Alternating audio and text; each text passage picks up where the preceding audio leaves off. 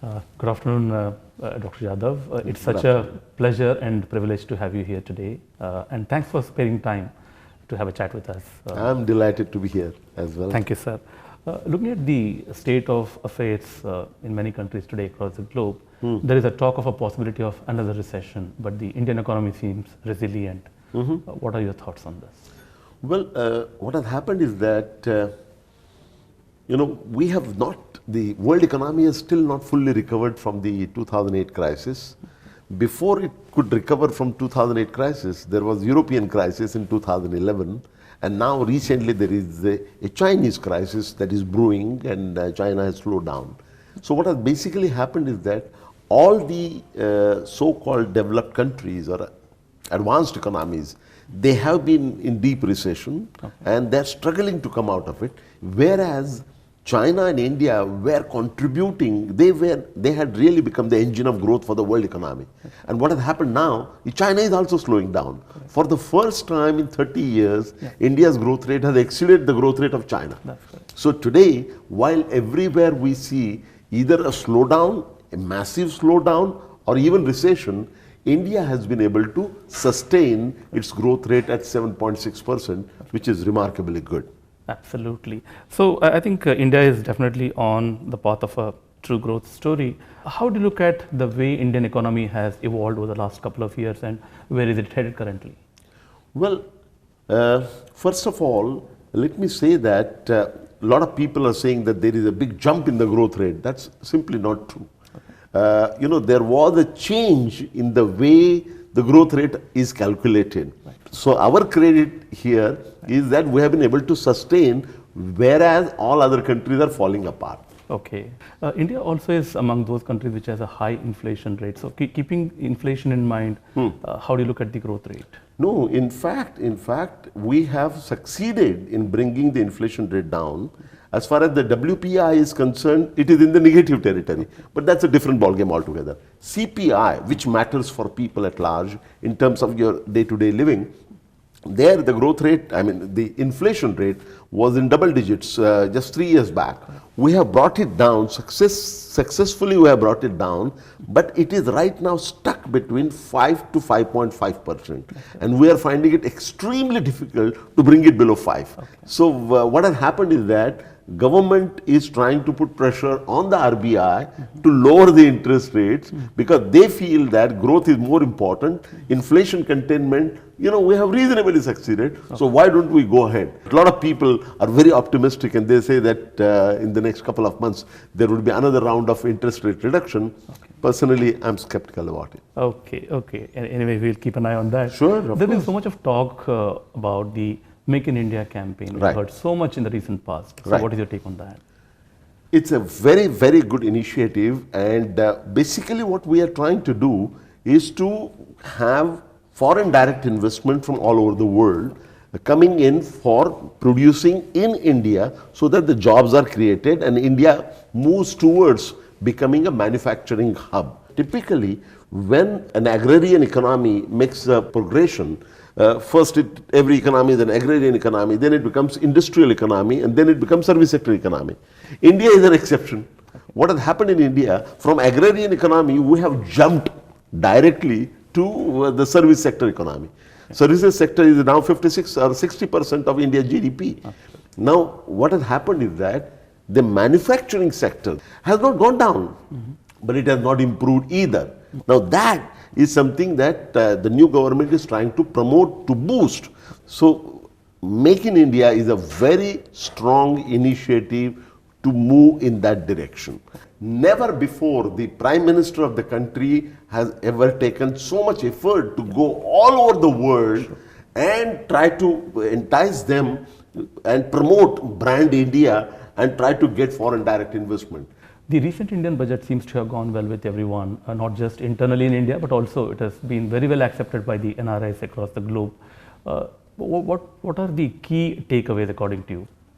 Personally, I think it is a very good budget, but it is not a great budget. The best thing that this budget has done, three things which stand out to my mind. First is that, surprising everybody, Finance Minister has retained the target of 3.5% of GDP for the coming year. finance minister has sent a very good, strong signal to the rest of the world that we mean business and we are going to put discipline into our fiscal side, and that the target for the coming year would be 3.5% of GDP. This time, the focus has been on farm sector and rural development. That's the second very good thing that has happened, long overdue. Third thing that has happened is that big push to infrastructure. Again, that was there in the last budget, and this budget, it has gone further. On the negative side, I will mention one major negative, that on social sector, this budget is practically nothing. All what they talk about is symbolic, and it does not have anything concrete as far as the social sector is concerned. By social sector, I mean three sectors. I mean education, I mean health, and I mean the vulnerable strata of society, like the scheduled castes, scheduled tribes, and minorities. International remittances are spoken about so much today. Yeah, sure. Last year, the global volume stood at $601 billion, and just one country received 12% of that, which is India. India received $72 billion, and it's at the top of the chart for the last many years now. India's GDP is dependent on the remittances to the extent of 3.5%. There are countries today which do so much to incentivize the remitters, but I don't think we have seen so much being done by the government of India. What's your take on this? Do you think there can be an incentivization to the Indian remittances, especially the blue collar segment? No, this is very, very important. I completely agree with you that we seem to be taking it for granted. Not only India has been number one in terms of receiving remittances from its own diaspora elsewhere, and large chunk is coming from Middle East, this region. I don't know, what is the number, 44? 42%? 42% of the global volume. Of the $72 billion. That's correct. So not only this is large, this is also a very stable source. This is very important. In an area, see, there are three flows that one talks about. You know it as better than I do. One is, of course, the remittances, with which you are concerned so much. The second one is foreign direct investment, and third is portfolio investment. Of these three, the most unstable is portfolio investment, which causes up and down in the stock market. Foreign direct investment is relatively stable, but not as stable as the remittances. Remittances is the most stable component. Probably that is why government simply takes it for granted that this is going to happen anyway, so we don't need to incentivize. But I think this government should think in terms of promoting that further and understand the problems of those who are sending the remittances, and create a more congenial environment for them, encouraging them to send more and more without taking them for granted. Because, since we have the value system and pro-India, the feeling, big families and your own relatives are there and you want to help them, which is all very good. But there is certainly a scope for improvement in the sense that the governments should take it more seriously than what they are doing. Some states are doing well there. Kerala in particular is doing very well in terms of offering some special incentives. I think other states and also the central government should look at it rather than taking it for granted. They should see the huge potential which exists and should try to promote that on a sustainable basis, because that will lead to higher and more sustainable growth in future. Yeah. The reason as to why I brought this up was, there are countries which also have received huge amounts of remittances, but they saw that there is an informal channel through which money comes into the country. So they started offering incentives to be able to convert from informal to formal. India, to a major extent, has adopted many measures through which we see a lot of remittances going through the formal channel. But then if there are incentives offered, probably the numbers can go to another level altogether. I'm sure about that. I'm sure about it. But I think there should be conscious effort made by the government to understand the importance of this and take specific measures to promote the formal channels of remitting money back to India, which Indian diaspora has been doing from everywhere and a significant way from this region itself. Yeah. Your closing thoughts or any special message to the NRI community here? Well, no special thoughts, but I think that NRIs in Gulf, they are doing remarkably good job for last several years in terms of providing. You know, it started with the petrodollars in the late 70s, and from then onwards, India has been contributed huge person power, I'm not saying manpower, person power here to the Gulf region and Dubai and UAE in particular. And over the period, changes are taking place in the requirement. I'm told that about 17% of the workforce here is from India.